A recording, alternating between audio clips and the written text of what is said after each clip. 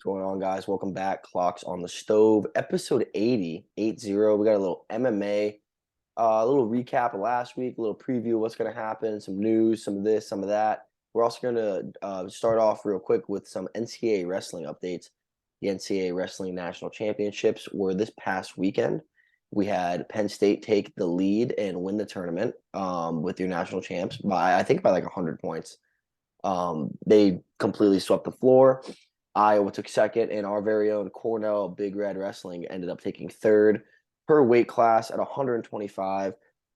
Pat Glory from Princeton was the national champion, and I believe he's their first one in 70 years, if I'm not mistaken. Also, Princeton's on a run. I was about to say, what a postseason of sports for Princeton, right? Their Hmm. basketball team and Pat Glory, and even their 65 pounder Quincy Monday took third. Um, Great run from them.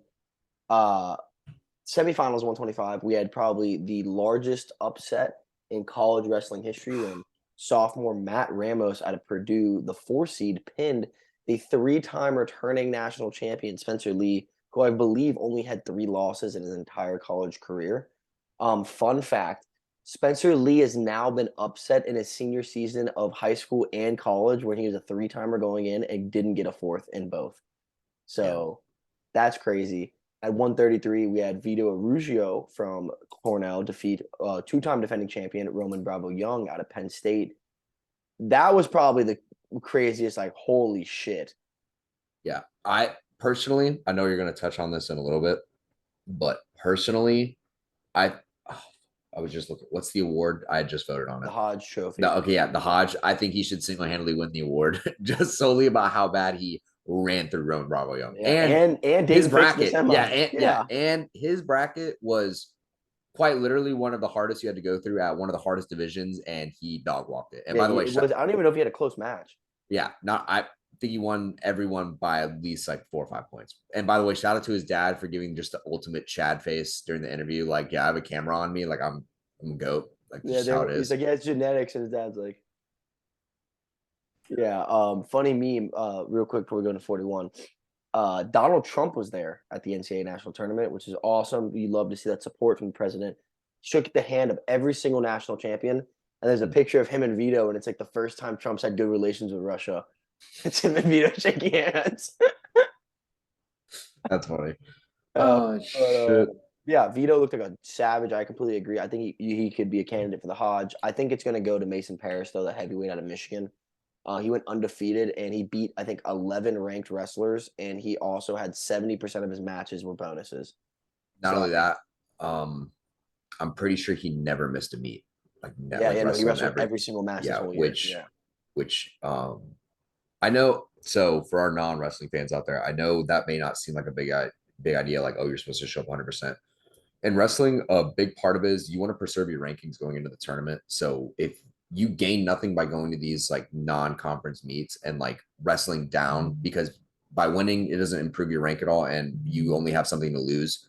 So the fact that he took on every challenger in every meet, even though he probably could have used the time off, was at weight the entire year. You know, weight cuts suck enough. Wrestling all that, barring any injuries, like dude wrestled through it. So um, unbelievable by Dude, him. and he was a heavyweight who didn't miss a match. Those matches are grueling, bro. It takes a Yeah, toll on your body. yeah. Now I don't know if y'all ever tried to wrestle a 285 pound man. Now I may have my experience with 285 pound women, but it's a little different. It's a little different. Oh shit. No, but Both very aggressive. yeah, yeah, but it's like wrestling in a pig pen. It's not very fun on either side. You can ask Reed Uh-huh. Martin. No, I'm kidding. But yeah, But moving on, let's go to our 141. We had Alaries, I think that's how you say his last name, from Northern Colorado. He's the first ever Northern Colorado national champion. Um, I think Jordan Nickerson's the head coach there. Nick Nickerson, maybe. He's a brand new coach. He's a historic wrestler. And he's really turning that program around. And it's not like the program was bad. It just didn't have like it wasn't a powerhouse, and he's finally starting to make it a powerhouse. what school did you say again? Sorry. Northern Colorado. It's Oh, something Nickerson. I think it's Jordan. Or Ryan maybe. Well, you look that up. I'll continue. He's the first ever national champ, and it's funny because a fight that we're going to talk about today is Justin Gaethje versus Gaejthe and Fiziev, and Justin Gaethje was the first ever All American for the University of Northern Colorado. So Troy Troy Nickerson, Nickerson. yes. He's a extremely. I don't know his credentials exactly, but I know he's new there and he's very credentialed, and he's like really turned that program around. But yeah, what a weekend for Northern Colorado, dude. You get Alaries wins and the NCAA title, and then Justin Gaethje, your first ever All American, wins in dominant fashion. I wouldn't say dominant, wins a solid fight. At 49, the man, the myth, the legend, Yanni Diakomahalis becomes the fifth ever or sixth. I Fifth, think sixth. fifth. He was the fifth. I'm 90% sure it's fifth. He's the second ever Cornell, Yeah, which second is ever Cornell. Yeah. Because two out of the five are Cornell. So he's the fifth ever four-time NCAA champion. As if winning it once isn't hard enough. He defeated Sammy Sasso. And it's so crazy how he wins it, and he's like, "I'm not happy. I should have beaten him by more." yeah. Like, it's just the mindset of him is just insane. I mean, you go back to his speech last year where he won it all, and he's like not impressed. And they ask him, and they're like, "What's the matter?" And he goes, "Gotta grow some nuts." Yeah. It's like gotta grow some nuts. And he's like, "I Yeah. beat him because I'm better than him." Oh wow, thanks. Yeah, Nice. yeah. Nice. Way to tell that guy he had his probably his best chance, and you still beat him. So yeah, good for you, Yeah. kid. But Uh, yeah, I mean, that's awesome for the sport. It does hurt Cornell because, I mean, you're losing one of the best college the wrestlers of all goats. time. Yeah. But I mean, he showed it could happen at Cornell, and he's staying at their RTC, so he's going to be around the program, which is definitely going to help their recruiting, and help to build their Olympic program there as well. At 57, we had a seventh-year senior versus a true freshman in North Carolina. Austin O'Connor wrestled Levi Haynes. Austin O'Connor wanted to become a two-timer. By the way, I'm a huge Austin O'Connor fan. He got so much shit every year. They always kept saying he wasn't good enough. People were mad he got the one seed. He got no love. Got that bad knee injury last year. I think he took like seventh or sixth. He couldn't wrestle as well. Comes back, win it this year. But also, dude, when it talks about letting your nuts hang, Zach, freshman Levi Haynes lets his fucking nuts hang. Redshirted for the majority of the year. They pull his red shirt for the Iowa duel. He goes out there and stuns. Oh shit! I don't remember who their guy was. A hammer, a nationally ranked kid beats him, and then goes into the Big Tens as a freshman and beats Brock Hardy and wins the tournament. Or not Brock Hardy, excuse me. Um, I can't remember his name, but he beats the Nebraska kid, What Peyton weight is Peyton this at Robb, again? Sorry. Peyton Robb, 157. Beats Peyton Robb, wins the tournament as a freshman. Everyone's like, well, this kid wasn't in the starting lineup when the season started. So shout out to him. He's probably going to be a three-timer. Love Austin O'Connor as well. At 165, we had another young phenom in Keegan O'Toole, who was 0-2 against David Carr this year. Whoop his ass 8-2 in the finals, which is crazy. Yeah, man, those Ben Askren produced guys are nasty. He's a Ben Askren produced guy. Parker Kekshian, he's one too, and there's another one. Maybe it's Austin. No, it's not Austin. There's a third one too. That's a hammer. That's out of Ben Askren's club. Anyways, at 74, we had Carter Starachi pin Labora in like under a minute. Like literally, like Mikey Labora pinned him in like a fucking second. Starachi goes out on a bold statement after, because you need to remember real quick. Next year's the Olympics. So there's going to be a lot of kids that don't wrestle and take an Olympic red shirt so they can go compete for the Olympics. So like Shane Griffith's going to do it. Starachi's probably going to do it. There's going to be a lot. Going to be a year where you're going to see kids win titles that probably wouldn't have won titles if it wasn't for the Olympics. We saw this when Yanni didn't wrestle and Anthony Ashnault won. Like, no disrespect to Anthony Ashnault. I just don't think he would beat Yanni. I mean, based off record and performance, Yanni's literally the four-timer. So Yeah. I like Anthony Ashnault though. I do know a couple girls at FAU that grew up with him though, and he's supposed to be a fucking nut job. No shocker there. Anyways, so 174, Carter Starachi wins it, right?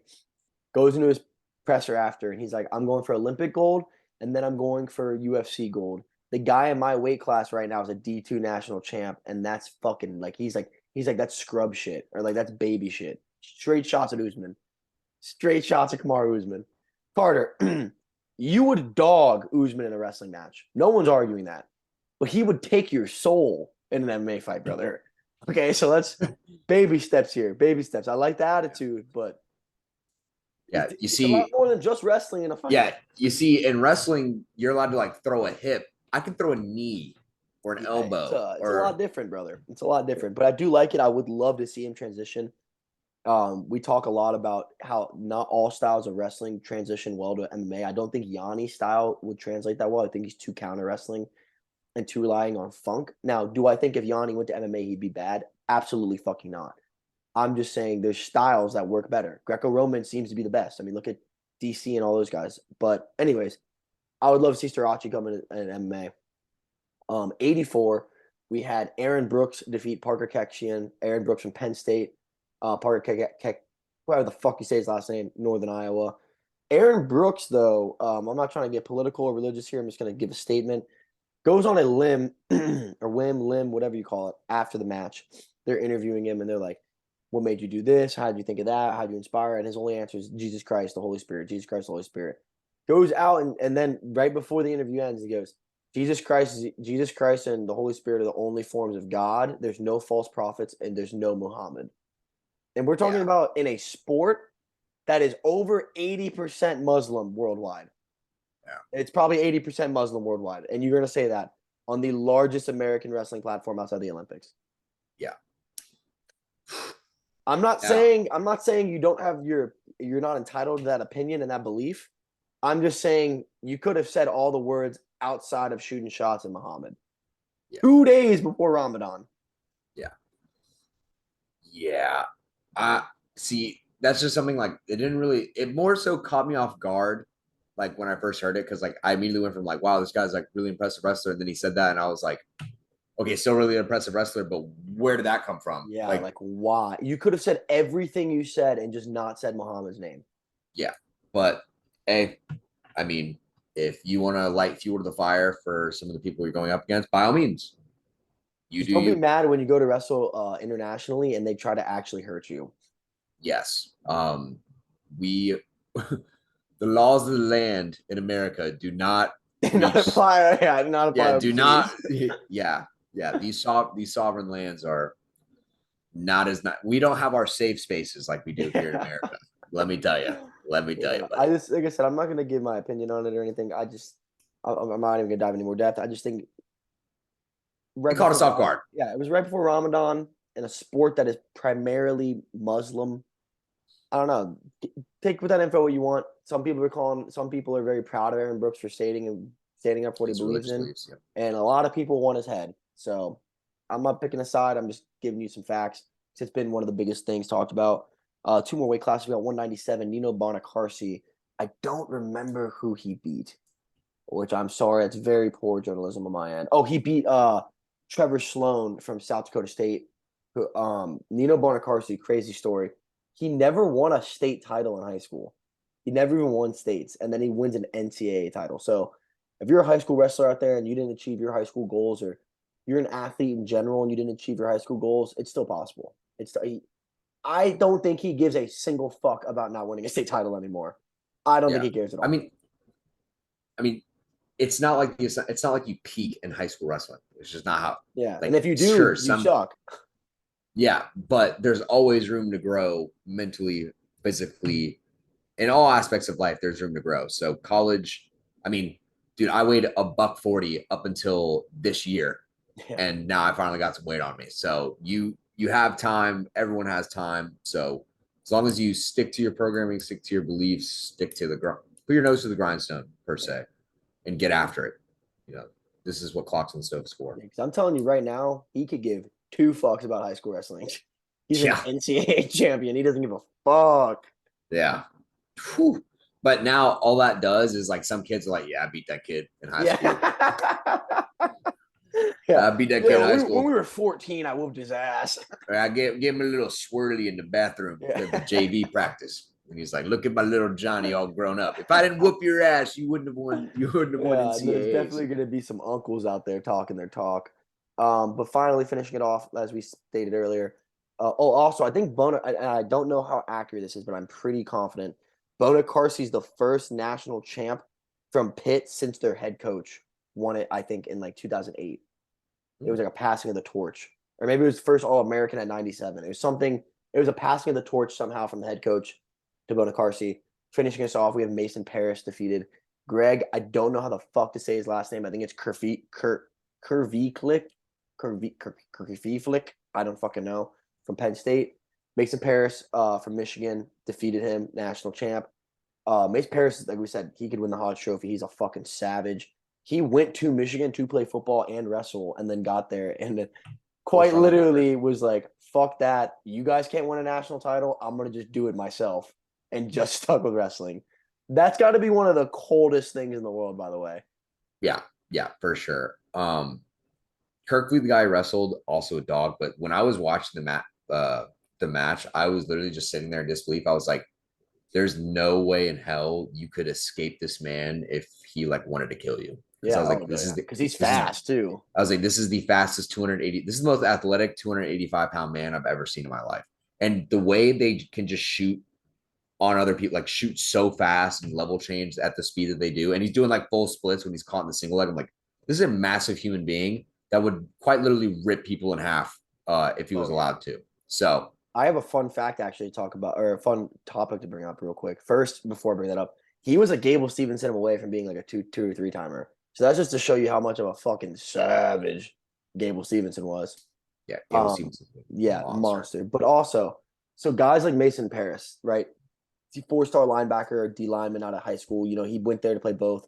Like I said, one of the coldest things ever is basically he was like, well, if Michigan can't win a football national title, I might as well just go fucking win one myself. And it's just like 1-1 in wrestling. So hard. Guys like him at that size that end up achieving greatness in wrestling, they end up getting free agent offers for football. Now, if you're a FCS guy or even a Power Five, if you're a high caliber a defensive lineman, most likely, I feel like he'd be like a defensive end, right? Yeah, Would you just because the hand fighting, yeah, he could get past anybody. Yeah, Do he can dunk under better than anyone in the world. Would you be upset knowing that he got your roster spot over you? Like, were you like, what the fuck, he doesn't even play football? Or are you just like, yeah, he is fucking phenomenal. Like, he could kill me. Yeah, I have an idea. If you have a problem with it, fight him about it. See how that goes. Yeah. Actually, now that I think about it, I think it depends on your style of wrestling. It would translate better because you look at Tristan Wirfs, and the reason what makes him such a good offensive lineman is he's such a good defensive wrestler, like a counter wrestler, that he's able to read body movement and redirect. Whereas more of the offensive wrestlers that are good with like duck unders and slip bys and ankle picks, like yeah, they're just super aggressive. And they can bull rush people and then use their hands to kind of work. So now that I'm thinking, imagine if he did go, he would probably need a whole year of no football play and just one-on-ones and like to bulk up to like O-line weight. Like not saying he isn't No, I'd put Mason Paris on DN. Oh, you're saying you would put him at DN? Yeah, I'd put him at DN. Bro, he could, his hand movement's better than anybody. He could yeah, he's a very offensive wrestler, so I'd put him on defense. I think him running at you would be horrifying. And he's not going to gas out. He's going to be 100% every single fucking play. Yeah. Yeah. I'd like to see it. Yeah, that'd be pretty fucking sick. Yeah, I agree. I think there's a lot of people that I think would translate really well, mostly in the heavyweight category. Yeah. Usually the problem is the lower in weight you go, the shorter they get. So it's kind of like, oh, your football skills are kind of irrelevant at this point because these are grown men running around at like 400 pounds that run 4.4s. But, you see, it is what it is. It is what it is. Yeah. One of the talking points I wanted to bring up just about the tournament, because I think we covered all the weight classes. Shout out to our boys, Cardenas and Foca. Cardenas All-American, Foca All-American. So quick shout out to them. Also, Cornell coach winning coach of the year. I don't know of any of the other awards that were already dignified. I know Yanni won wrestler of the tournament. No, Vito won wrestler of the tournament. Sorry. Yeah. Vito won wrestler of the tournament. Yanni won. They took third as a team. Yeah, they took third as a team, but Yanni won. I don't think he won an award. I could have sworn. Oh, I think he won like Cornell wrestler of the week. That's probably why, because I saw it on Cornell's page. The only other thing I wanted to bring up was I saw a lot of videos going around on social media of Spencer Lee's mom like smashing her glasses when she saw her son lost. Now, I don't know about y'all because I know none of us are parents, but I would always want someone in my corner that was that passionate about my success and failures. I don't know why people, I guess social media, I get caught up in how negative social media is because no one's ever happy with their lives on social media. And it's such a miserable experience. I try to limit my. Well, I saw a meme that's like Instagram is like fake reality. Like, oh my God, look how happy I am. And Twitter's like, I want to fucking die. Like those are the Yeah. two differences. Yeah, all the time. It's just so miserable because you have people like hating on it. I'm like, all right, sorry your mother didn't love you and never got mad at your little baseball game. Yeah. Like, dude, like, People are calling her a nut job. I'm like, bro, if I was a 3-time champ and I lost like that, I would want my mom to want to fight that kid. Like, yeah, what? yeah, exactly. And like, here's another thing. You have to be a little bit mentally insane. Your desire for wanting it has to be a little Yeah. bit crazier than everyone else's if you want to reach that level of success. Hey, you can be the normal sociable kid, that's fine. But the reason why some of these kids are as good as they are is because they are quite literally insane. Yeah, And you need they to would, remember too, his mom, the one that broke her glasses, she was an Olympic alternate for judo. yeah, So she also understands like the grind and the dedication. Like she understands everything. So yeah, yeah, that hurts. If you lose at something you worked your whole fucking life for, like this, like last second, and your mom didn't cry, your mom doesn't fucking love you, bro. Like what? That kid had the opportunity to be what less than 0.00000001% of humans ever, and yep, it got upset with like 10 seconds left. Yeah, his yep, mom should be fucking sad. Like I would want my mom to be sad, you know? Like I don't understand why people are yeah. calling her crazy. Only thing is, I wish they would have put the video on Ramos's mom celebrating his win rather than Spencer Lee's mom hurting. That's the only thing. Now I understand media. There's no ethics. There's no morals. You got to do what gets the most clicks. I get that side of I it. I As a also competitor, though, with my mom, I'd rather my mom not be on TV in front of hundreds of thousands, millions of people crying her eyes out. Yeah. I also guarantee you the production team had already had cameras lined up, assuming He that was gonna win. Spence Lee was going to win, and they had Yeah. no idea where Ramos's parents were. They probably don't even know who Ramos's parents were. I will say the photo that the NCAA was able to take of Spencer Lee and Matt Ramos shaking their hands, I believe it was after the match. Yeah, it's when they're about to go up to get their medals. Yeah, get their medals, shaking in the hands. One of the pinnacles of wrestling is respect and sportsmanship. You each wrestler on a roster understands what each one has gone through to get where they're at. It is the most, I'd say, arguably the most important factor of what makes a wrestling is like honor and the code that goes with it. So for them to be able to look each other eye to eye and respect one another, that's huge. It's big for the sport. It shows that even though you have your highest and highs, lowest lows, you can still be there to pick one another up. It's what it's about. That's what sports are about. So we're always going to support our wrestlers in that endeavor. Also, But Matt Ramos, coldest motherfucker alive, dude. yeah, Quarterfinals interview, he literally goes, "I wanted Spencer. Like he's my why. Like I want yeah, Spencer. I don't want to run from him. I want to face him. I yeah. want to beat him." Speaking Like, of that, oh, it's so cold. speaking of that, that just reminded me of Vito's comments that people got all butthurt about because this man in his post conference interview, when they asked him if it was a dream of his to win NCAAs, they asked him and he was like, no. He goes, it's a stepping stone. He goes, but my dream since I was a little boy, my dad instilled in me is to get my hand raised for a gold medal Yeah, he because wants that's to all go I to the care about. Olympics. He wants to be a world Yeah, champ, Olympic champ. yeah, Yeah. yeah. And of course, rather than people being like, "Oh wow, that's a great goal," they were like, "Oh, so are you like discrediting all the NCAA champions?" Like, no, you No, he's twat. fucking super happy to be a national Yeah, champ, yeah. dude. If he wasn't happy about it, why didn't he win it the first two years? Yeah. Obviously, it's very difficult to do Yeah. such a thing. But like he said, it's not his ultimate goal, but it is a great success and an honor. That's why Yeah. he celebrated as he did. And you need Just to wanted remember to too, put that he's out there. not American fully. So like growing up, he probably didn't even like know if he was going to wrestle in college. He might Mhm. have thought, "Oh, I graduate high school and go straight to Olympics," because a lot there and outside of America, that's what happens. You after you finish you go to U23, and then once you're at U23, you go straight to the Worlds. So that's that. Also, Yanni said the same thing and got no hate. You know what I mean? Yeah, It's fucking stupid how the media yeah, works. yeah, But yeah, and I respect Vito. Vito did not go out there and say, "I don't give a fuck." No, he cares a lot. He cut a lot of weight and worked his ass off for a reason to win that. yeah. He's just stating that there's a lot of guys that win an NCAA title and they become content and they're like, "Oh, there's all my work." He's like, "No, no, no. This is just getting me ready for my lifelong Real childhood goal. dream, being Olympic champ." Yeah. By the way, I know our pod was mainly UFC structured, but we're already 25 minutes in talking about wrestling and whatnot. But I really do think Vito could make a run at this world stage or Olympic stage, excuse me. I don't know who he has. I mean, I know he'll have Dayton fixed. Yeah, so the Olympic weights are different. There's only 6 of them. There's 10 in college.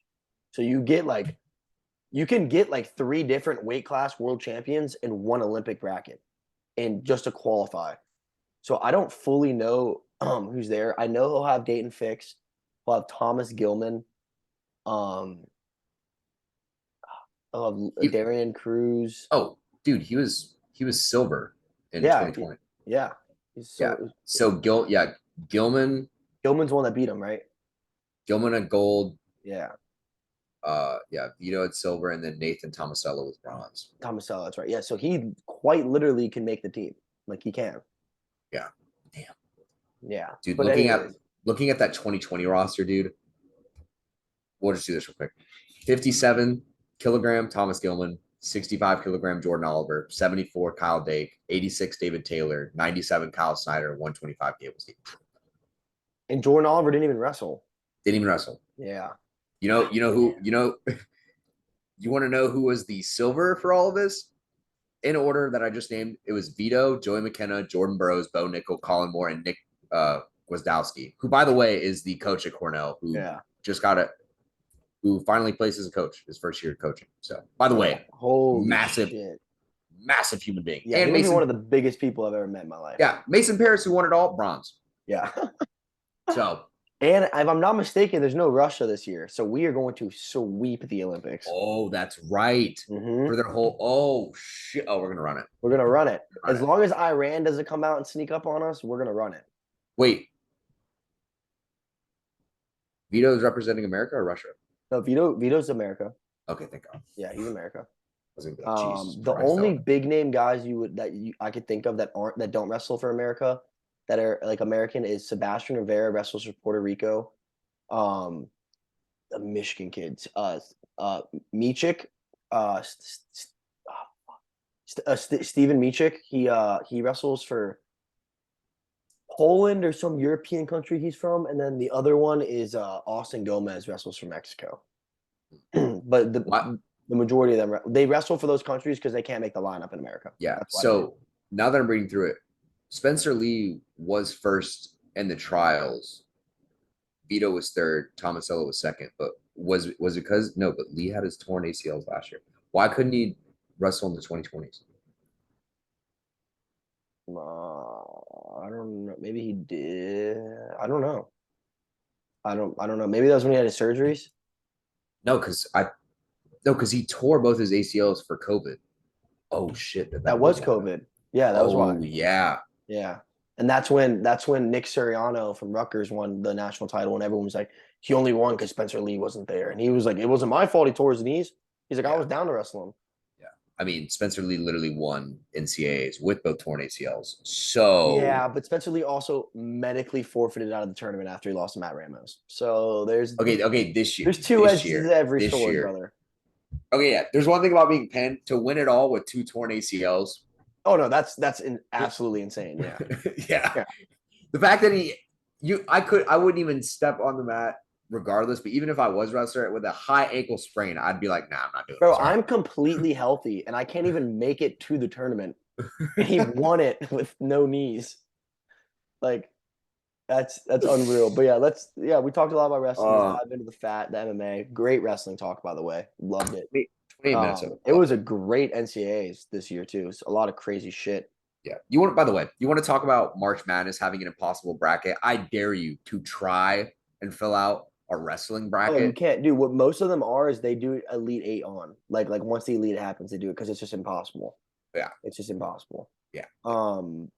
Yeah, so back to it. Let's talk about we had UFC 268 this past weekend. Our co-main event was Justin Gaethje versus Rafael Fiziev. My notes on it. First of all, banger of a fight.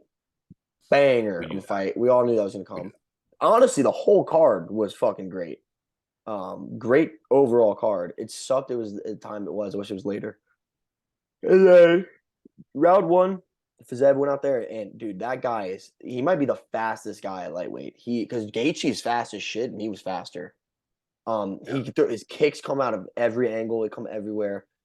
I think the deciding factor in this fight was the veteranism of Gaethje.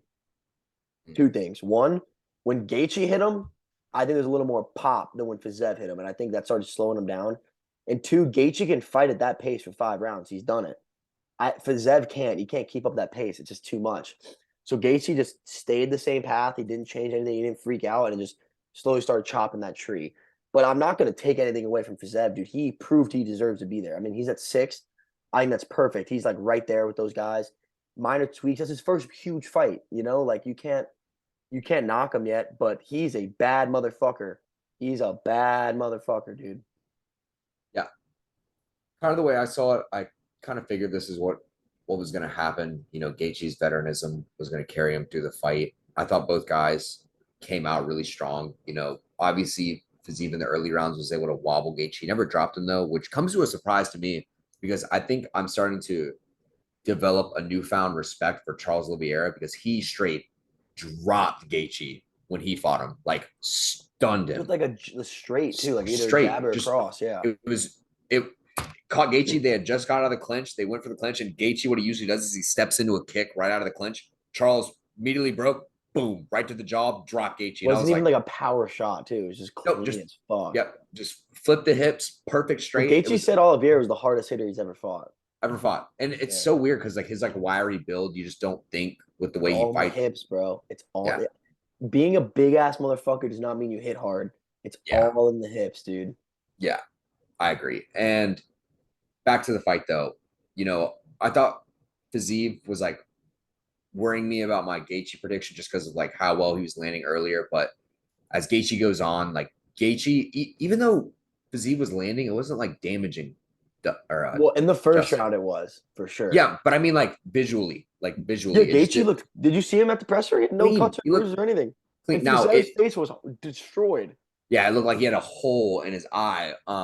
Now maybe Gaethje, his like face bones are made of the same shit that his shins are because man is literally has steel rods just going throughout. He's literally Wolverine. That's Yeah. probably what he is. But I posted this on Twitter and there was some mixed reactions about it. Maybe some people are stupid. I just want to state my case. I said, with that win, does Justin Gaethje have a lock for the Hall of Fame? Over 80% of people said yes. I'm gonna play a little devil's advocate of why people said no. Look, I get he's 7-4 in the UFC. I get he's never held a true belt outside of an interim title. Still pretty fucking great.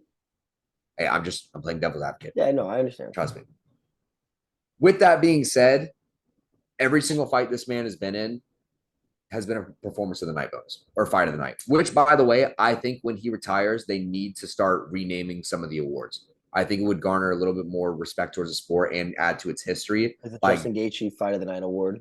or yeah, just call it the Justin Gaethje Award or the Gaethje Fight of Well, the they Night do Award. that in every other sport if you think about it. Exactly. Yeah. Exactly. It adds to the history of the sport. It causes people to say like, oh, why is that? When you look at the NFL, why is it called the Lombardi Trophy? You go and learn the history of the sport. It's kind of what it is. Damn, And dude, we're clipping this. when Yeah.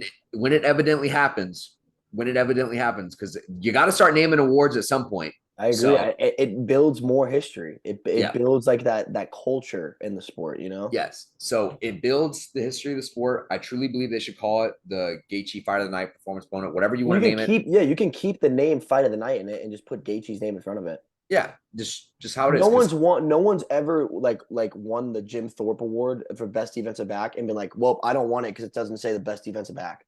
No, or they're not like, oh, I won the Heisman, but it doesn't say best player. Like, no, that's Yeah. not. We need to call it the Deion Sanders Award now, not the Jim Thorpe. Shut up. Exactly. Shut up. No one's Yeah. ever said that. Yeah, you know what? How about you fight Justin Gaethje for that right now? So how about that?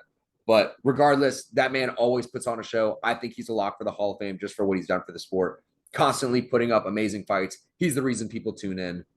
He also No matter- doesn't run. He'll fight Ever. everybody. He's fought them Ever. all. He's fought them all. Yeah. I mean, and there's a reason. Like, I love Cowboy, but there's a reason Connor took the Cowboy fight and not the Gaethje fight. Like, he's not fucking stupid. I think personally, and this is coming from not a fan, but as a fighter, I think if you touch a UFC world title or you touch an interim title, I think you should automatically be in the Hall of Fame. Even if it was bullshit the way you got there, I think if you were resembled being a world champion in the UFC for a weight class, I think that automatically puts you ballot in the Hall of Fame. That's just my personal opinion. My only difference was at least one title defense. That's all I want. Conor McGregor never defended his title. Double champ. But you just literally contradicted Okay, yourself. okay. There's also exemptions. Like Gaethje held an interim title. He's still a Hall of Famer. Yeah, You don't defend an interim title. Clay Guida is a Hall of Famer. Did he ever hold a belt? No, but that's not what I'm saying, Zach. Yes, you can be a no like Cowboys can be a Hall of Famer. He's never touched the belt. But I'm saying Yes. if you did touch a belt, you should automatically be a Hall of Famer. That's what I'm saying. Yeah. I'm trying to think of fighters in my You can't mind think of one. You who have can't. I'm held the telling you, belt, and I wouldn't. you can't think of one because even the shittiest champs, Michael Bisping, he fought in the UFC for 17 years and like beat some of the top ranked guys. If Yair All right, I'll give you died, one. I'll give you one. I'll give you one. Alex Pereira. I wouldn't put him in the Hall of Fame yet. I wouldn't put him in the Hall of Fame yet. If he beats Izzy again, I'll put him in the Hall of Fame. I wouldn't put him in the Hall of Fame yet. see, there's the one Yeah. time. There's the But one I time. wouldn't put him in the Hall of Fame yet. Yeah, I wouldn't put him Jamal in the Hall of Hill, Fame I either. wouldn't. We're That's a good one. we're Yeah, gonna get that's some a hate good for one. that one. That's a good one. Okay, and Damn. also when I posted my talk on Jamal Hill, it's not. I like Jamal Hill. I like Jamal Hill. I think he's a good guy. I think he's a great fighter. I think he's fun to watch. Like I like Jamal Hill. I just think he's one of the most uncredited, unaccoladed. Is that what you'd say? Uncredentialed champions ever. That's all I'm saying. Now Yeah. he could prove me wrong. Go beat the next three, win the next three fights, and I'll shut the fuck up. It has nothing to do with me and him personally. I want him to keep winning. I like him. Yeah. Great man. But from an Great outsider's personality. point of view, he's not one. He's one of the worst champs. Yeah. But I'd put him in the Hall of Fame. I'd put him in the Hall of Fame. It's so fucking hard to win a UFC world title. Like you can win a Super Bowl and be the shittiest player on your team. You can't be the shittiest fighter, and you can't show up being a shitty fighter and win a UFC world title. It just does not work that way, brother. Wait, did Matt Serra beat GSP and become a Yes. champion? Throw him in the Hall of Fame. I think he is in the Hall of Fame. Is he? Is think Matt he Serra is. is Matt He Serra is. the Hall of Fame? And if he doesn't go as a fighter, he'll go as a coach. I mean, he's the grappling coach for fucking all those Renzo Gracie guys. Like Is Aljo Matt and Serra Chris Weidman and who's the other one? in July 5th, 2018, Matt Serra was inducted in Yeah. the UFC Hall of Fame. Dude, And I'm right. I'm saying I'm right. Like, yeah, Matt Serra sucked, but he wasn't like dog water. Like he had good wins.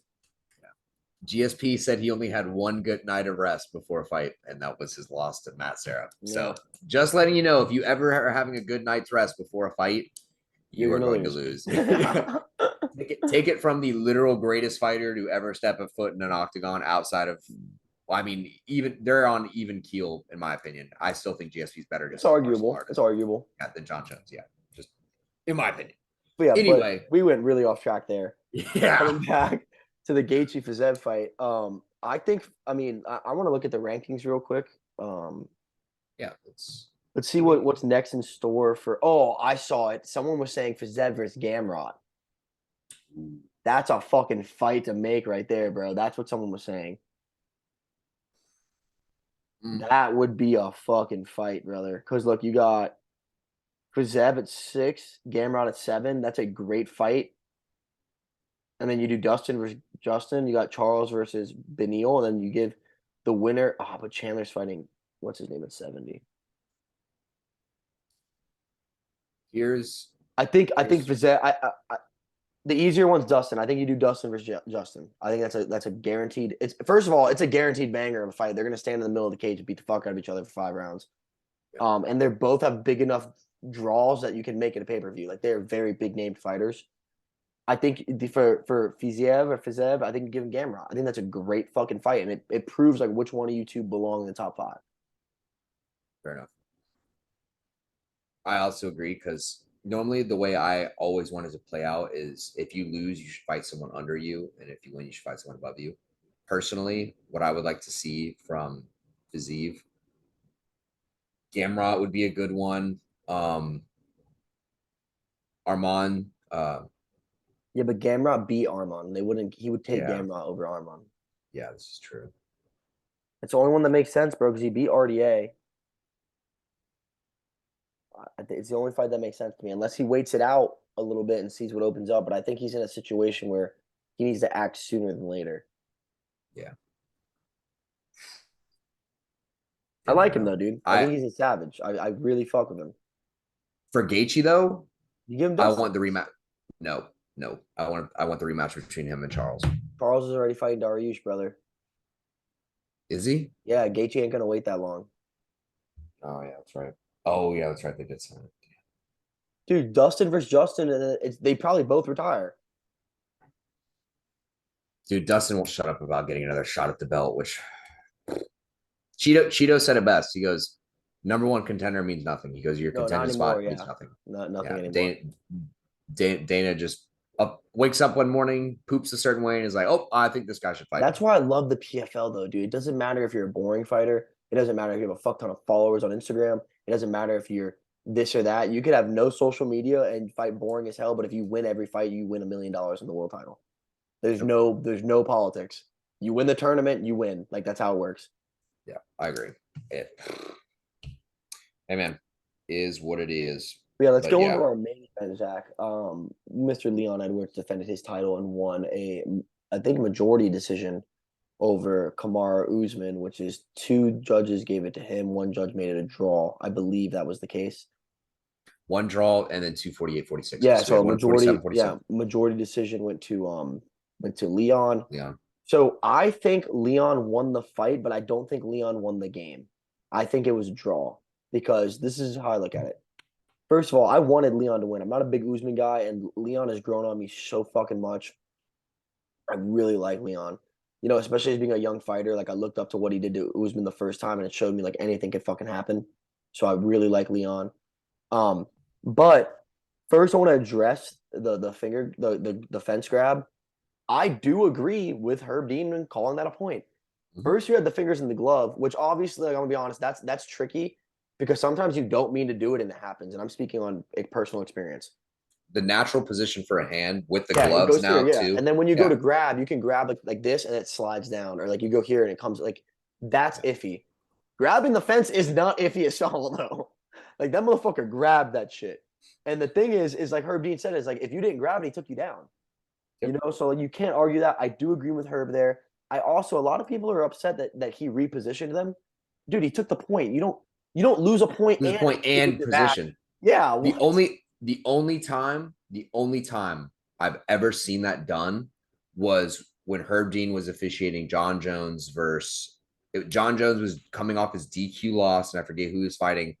I think he fought Ryan Bader. Took down Ryan Bader. Ryan Bader hit Jones with an up kick when they were both downed opponents. He stood him back up to deduct a point from Bader and then put them back down. I agree with that though. But I agree with that. but a takedown was already there. Yeah, it already happened. Yeah, it had already happened. Jones was already in a winning position. So if you are going to stop the fight and deduct a point, at least give the man his position back. Yeah, and people don't understand too. Like a point deduction is huge. Massive. Huge. That's basically a lost round, no matter what you do, unless you fucking finish. For one of the judges, it was a draw. Yeah. For one of the judges, it immediately changed the fight to a draw. So the reason why oh no, yeah, you go. You know, I was just gonna say because I also thought he lost that round. A 10-8 round is exactly huge. what I was gonna say. It's exactly what I was gonna say. Huge. Yeah. Massive. Completely shifts the entire focus of the fight. Because at that point, the way I saw it was, I'll just say how I saw the fight. I did think Leon won round 1. I thought Usman won rounds 2 and 3, and I thought Leon won 4 and 5. But I completely agree. But because of the point deduction in round 3, I thought it was 47-47. Yeah, I thought it was, and I said that too. I watched it with Dana and Jackson, and I was like, this should be a draw. I was like, it's either gonna go to Usman because they gave him one of the toss-up rounds, or it's a draw. But a 48, what was it, 49, 46 or 48, 46? 48, 46. How the fuck do you score 48, 46 in a round he lost, and on top of that, he lost a point? So that means they're saying he won that round and it was 9-9. No, I have the score. I have the scorecards. They called it a 9-9 round. They say the only round he won was the second round. They said that was the only one he won. And dude, like I just now look, I was a huge advocate on yes, I do think defensive wrestling should be rewarded a little more. And it honestly was in that fight, I would say. It was. I also don't agree with point striking either. Yeah, sure. Leon landed a bunch just like touching them just to get the touch cap kick, significant strikes. Keeping it range. Yeah, just keeping it range. By the way, when you look at stats at the end of the night, total strikes, they still count the ones you block. Still counts as a strike. Yeah. It's the only time it doesn't count is if you blatantly miss. That's the only time they don't give you Well, a it point won't for count that. as significant though. Yeah, and it won't count as significant either. Yeah, but it will count as total strikes. Yes. So, I mean, I get it. You can try. It is a sport at the end of the day. You can try to sport your way, point your way through it, however you want to look at it. I'm not trying to discredit Leon in any way. Look, I think he had a phenomenal game plan coming for Kamaru's return. He was the first guy, Complete. like, because I mean, with the knockout, it was like, oh well, he caught him. He was the first guy that went out there and like strategically defeated Usman. Like he like shut down his offense and like fought his fight. Usman's hands did not leave his head for 4 rounds. Yeah. He was in this position for all 4 rounds. And Leon just took it. He just took the leg kicks because he was leaving him his leg. He had a heavy front leg. He just got him, rounded. And one of the most beautiful things that I saw a film breakdown on, every time he circled to his left or to his right, he switched into a southpaw orthodox. If he was rotating to his right, he would switch. Yeah, he never let Usman get outside of his lead. Outside of him. Ever. If he was ever rotating out, if he's ever rotating to his left, he would switch to southpaw. So his movement foot was always his back leg. So he could always check the takedowns. Yeah. That's how it was. Fucking beautiful, genius, bro. It was gorgeous. It was strategically beautiful. Yes. Gorgeous. Set him up with the leg kicks in the entire fight. Once Usman finally got to the point where he had to drop his hands and throw, finally threw the leg kick just to put that image back in his mind. Like, remember what I did last time? What Usman do had to he almost hit it. He almost hit it again. At the beginning of the 5th round. Yeah, almost hit it again. Set it up the entire time again. And the thing is, and look, and so first of all, I wanted Leon to win, and I'm not upset that he won at all. I just think if we're gonna not be fans and we're gonna be realists, it should have been a draw. Mm-hmm. The other thing is, I'm tired of hearing all these excuses of, well, Usman's knees are bad, or Usman didn't have a long enough camp, or Usman this, Usman that. I don't disagree with that. His knees are terrible. He has to walk downstairs backwards now because he can't front load his knees. Okay? I understand that. I don't think his mental was fully there. I understand that. But that is part of the fight game. You never go into a fight at 100%. And if anyone should know that, it's the second longest reigning welterweight champion of all time, Kamaru Usman. You know? So, yeah, do I think he's banged up, and do I think that he could have given a better Usman to Leon Edwards? Yes. But I think if we're going to play that game, Zach, we could go on for hours talking about scenarios like that. It's not just Usman, you know? And Usman accepted the fight knowing all those things too, you know? But I just think I do think Usman's a little beat up, and I also think, dude, he's getting older. I mean, he's been in the game for a fucking minute. He's 19-2. He's been in the game forever. And also, he has 2 little girls, and he's tired of not seeing them grow up. I say he does one more big fight, retires. I could see him and Jorge doing like a money fight or something, like something where it's just like a big fucking fight, and then I think he's out. I don't think he fights anymore. He wants to see his kids. Yeah, honestly, both of them. Because, I mean, Jorge's, 38? Yeah. So, I mean, give Masvidal one last chance. Kind of as like redemption. It's the only time if he beats Burns, we gotta shut the fuck up. Yeah. I just don't see any way in hell he beats Burns. Yeah, no. I don't know, man. I was listening to his podcast, and he just like there's a certain there's a difference between cocky and confidence, and like he was very calm and like didn't shit talk Burns at all. Just the way he like talked about his approach to the fight. It seems like his game plan, he's very trusting in his game plan. I'm not saying it's don't you also think he's letting his nuts hang a little because the fight's in Miami? Miami, so yeah. I mean, that's gotta help, bro. That's gotta help. That is because dude, the way he was explaining it is so cool. Is he's like, when I wake up in the morning, he goes, I'm taking my car, I'm taking my meds. He goes, I'm driving to the stadium as if it's another fucking practice. He goes, but guess what? There's just a little more bargaining chips on the table. He goes, yeah, but I mean, so is Burns. Burns trains in Deerfield, like. I mean, yeah, but so it's like growing up on the streets of Cuba. All right, now you're just fucking with my hype, man. Now you're just being a I get the point he's trying to make, but like Burns and Jorge trained 30 minutes away from each other. It's not like look, it's going to be all Jorge's people though. Jorge is the king of Miami, 100%. But distance wise, they live 30 minutes away from each other. We should just be like the anti-promoters, where anytime they try to make a story look cool, we just find out all like the most like boring facts about it and be like, yeah, but Burns drives 30 minutes too. They live next shut the fuck up. Yeah. But it will be completely Jorge's fans. It'll be all Jorge. You won't even be able to, it's gonna be his arena. Yeah. I wonder what song I think that helps him. Oh, he's gonna walk out to fucking either Bad Bunny or that Bad other. Bunny. Who's the other Hispanic guy that's big in MMA? Azuna. Yeah, Ozuna. Yeah. Ozuna, So yeah. I mean, they're the two guys that always like gas up Jorge. So I honestly, I'm gonna be completely honest. I wouldn't be surprised if one of them walks out rapping or singing live with Jorge That would just to be, sell the fuck out of it. I mean, that'd be like the closest thing we'd get to a goddamn like boxing intro. I think that'd be hard as fuck. I think it would be hard, so Yeah. long as we don't have guys dressing up in 30-pound entrance gear and saying, "Oh my god, the equipment was too heavy; it weighed on my legs." Yeah, that's retarded. But I think that'd be hard. I do think it'd be I think hard. that'd be I'd hard. like that. But yeah, let's get to our next fight this weekend. Dude, what a fucking banger of a fight. We have Chito Vera. I think it's 4 versus 3. Chito Vera is fighting Corey Sandhagen. It's in Texas, I believe, right? No, it's at the Apex. Oh Oh no, no, it's the other no, way it got around. moved. Yeah, Yeah, it yeah, it got got moved to moved. Texas. Yeah, when the fight was first announced, it was in the Apex and it was supposed to be in I'm like end so of pissed. February, I think, or like early March. Yeah, I was Everyone gonna was like, "How the fuck do you not put livid. fans in front of this fight?"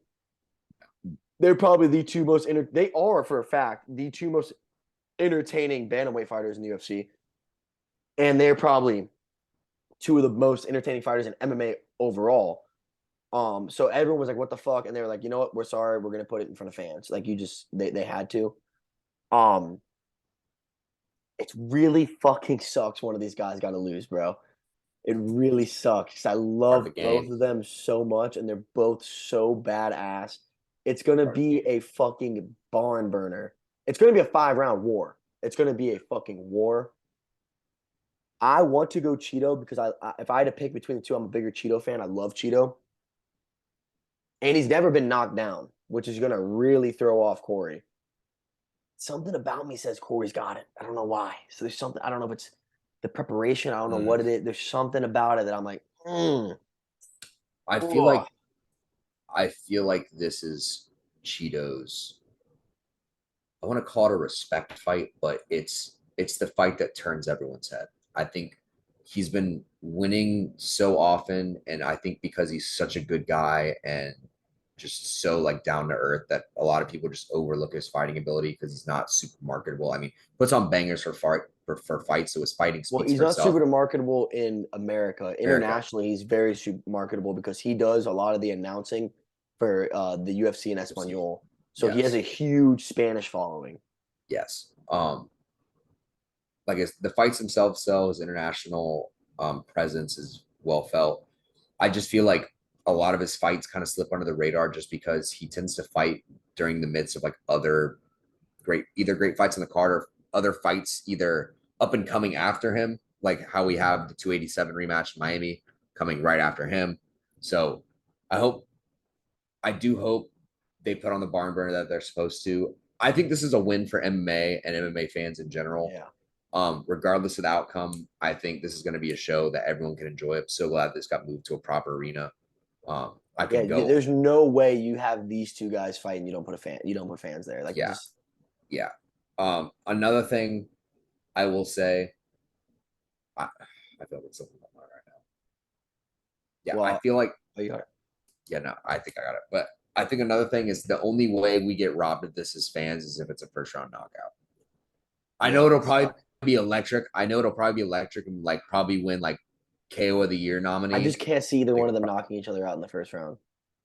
Yeah, but that would be that's like the most Cheeto Vera Corey Sandhagen ass Yeah. thing to say. Like that like that's literally like I could so see like the dumbest flying knee or like a cartwheel capoeira, like just ridiculous roundhouse kick coming out of nowhere. Like Anthony Pettis jumping off the cage type shit going I down. think But dude, like even if you don't follow MMA, this is the fight I would show someone that's never watched the fight.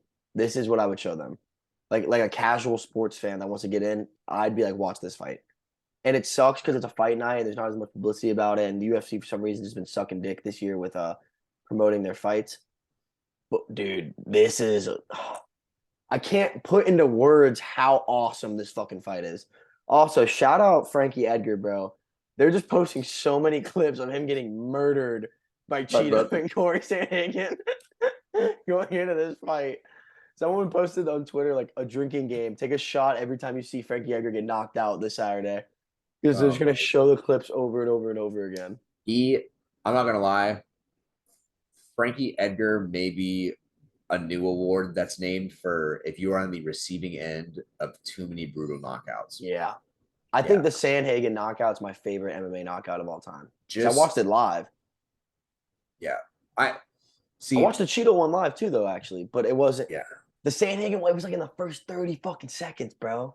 didn't Frankie Edgar also get mutilated by a knee by a Gutierrez? Yeah, in his last fight, yeah. God, this guy just eats KOs for a living. Like, good God, Yeah, he please, should have. someone. He's someone that should have been retired, though. Dana was like, "How many times do I have to teach you this lesson, old man? I can only knee you in the fucking head Yeah. so many times before you die." If we're Oh gonna my talk God. about it like technical wise, I think so my keys to victory. I'll do my keys to victory.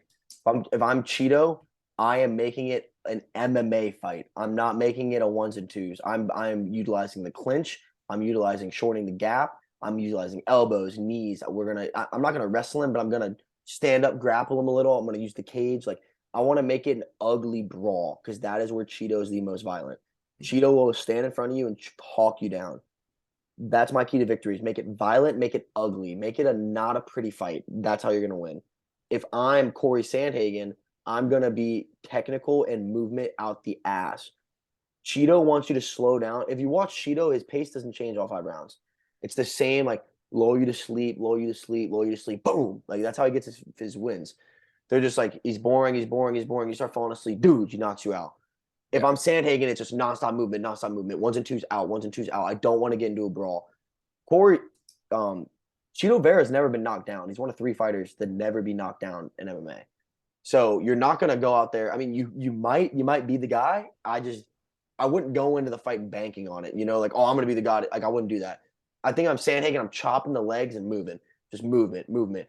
Come in, come out, movement, movement. Don't let Cheeto load anything up. You know, and it's hard to do that for 5 rounds. It's very hard to do that for 25 minutes just to keep moving. But I mean, that's what it takes Is to it win this five rounds? fight. Is it Yeah, it's five main rounds? event. Did they send? Yeah. Damn. Yeah. Um, both these guys are going 5 rounds, both of the gas tanks. It's gonna be really fun to watch to see who leads the dance. You know, who's gonna lead it. I think Cheeto's strikes got a little more violence to them than Corey's. I think Corey has to win a decision. I think Cheeto can finish him. Fair enough. Yeah. I'm not super confident in picking a winner. I feel like Yeah, it's hard. It's if I, really fucking hard. yeah, I'm on a fence right now where I feel like if I say one fighter's name, I'm gonna end the pod, and 5 minutes later, I'm gonna say, "Oh man, I really think this guy's got it." Because like just watching them throughout their careers, like they're just so good. I feel like you said though, Cheeto to me is like very, it's a very refreshing thing. It's like almost nostalgic because he is very lulling in his early rounds, and then he's so explosive in his later rounds that you tend to forget how good he actually is because like you don't remember all of his fights, you just remember his like individual moments of him being great. So I feel like I am gonna go with Cheeto in this fight. I'm gonna go with like a fourth round knockout. Say Cheeto fourth round I knockout. think TKO over a knockout. I don't know if he can just sleep Well, him. I that's think what I he's gonna. mean. I think That's he's what I gonna mean. Like, break him down. yeah, TKO KO because even when Corey's knocked out, I was watching one of his fights recently where he got starched in the first round and somehow survived. Dude, I they forget who he's. both have so many highlight knockouts because like you even got that Corey spinning fucking axe kick when he knocks out Marlon Moraes. Oh yeah, not a damn. There are a lot. There should definitely be an award for someone on the receiving end of like the worst knockout. Maybe not Frankie like Edgar Award, yeah, the Ben Frank Edgar. Askren Award. Ooh, that'd be nice. Because maybe it's not like the best move or like the most because like I don't want it to be the opposite end of whoever wins knockout of the year because knockout of the year is just the best. It's technically the best strike that ends in a knockout in my eyes. But for me, I feel like the Frankie Edgar Award or the Ben Askren Award is like what looks the most like damaging. Like what did I see that was like, oh my god, that guy just died. Like for me, Frankie Edgar, the way his body dropped after Corey Sandhagen landed that knee, like dude, Yeah, it his just went body, stiff and just yeah, he just felt like a board. Or like even Lyoto Machida when he got choked out by John Jones, like that was a dead body. That Yeah. was a dead body. There's probably a lot. We probably give a lot of examples of people that have died. Um, yeah, it's just how it is. But I mean, outside of Well, that, yeah, I think that's everything I have to say for that fight. Any last words, Zach? if you're missing this card this weekend, shame on you. You're missing out on very quality. Look, I know we shouldn't have to say this, but I feel like we do. Just because a card is not pay per view or doesn't have a number behind the name doesn't mean it's not worth watching. No, no. If you see a fight that impressed you, whether it be in prelims or you saw a highlight, write it down because you never know when that guy's going to fight again. He could be on some other guys. Some hell, You can catch the rise of a star, dude. yeah, you catch the rise of a star.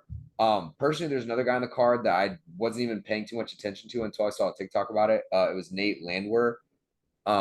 And in his last fight, he literally almost lost because even though he had top mount and dominant position in every single round, he immediately gave it up to stand up and walk away and cheer on the crowd just to let the guy recover and get back up.